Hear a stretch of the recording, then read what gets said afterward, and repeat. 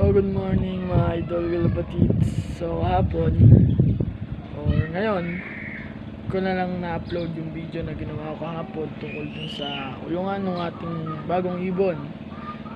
Papakita ko na sa inyo yung finished product ng kulungan na yon, no, na meron ng pinto at nasa loob na siya. Let's go.